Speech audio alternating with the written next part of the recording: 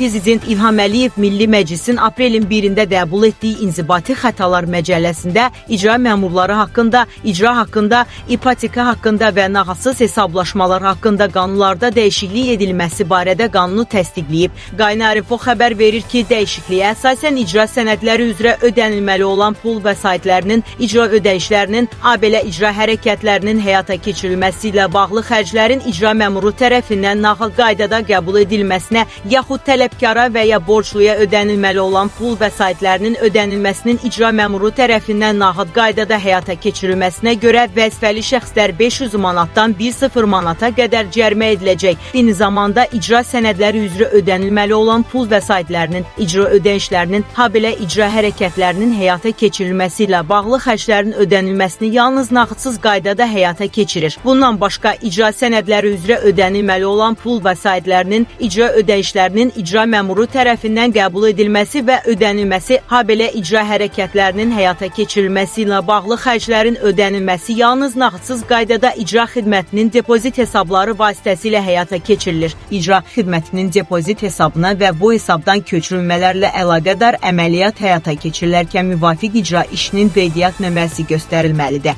Belə nömrə göstərilmədən ödənişlərin həyata keçirilməsinə yol verilmir. İcra xidmətinin depozit hesabından ödəniləcək vəsaitin köçürüləcəyi bank hesabı haqqında məlumatları tələbkar icra məmuruna təqdim edir. Tələbkar bu barədə icra məmuruna məlumat təqdim etmədikdə ödəniləcək vəsait icra xidmətinin depozit hesabına daxil olduqdan sonra icra məmuru 3 iş günü müddətində tələbkarı bu barədə məlumatlandırır və həmin vəsaitin tələbkarın müraciəti əsasında onun xeyrinə məxaric edilməsi üçün banka sərəncam verir. Vəsaitin nağdlaşdırılması ilə bağlı xərclər tələbkar tərəfindən ödənilir.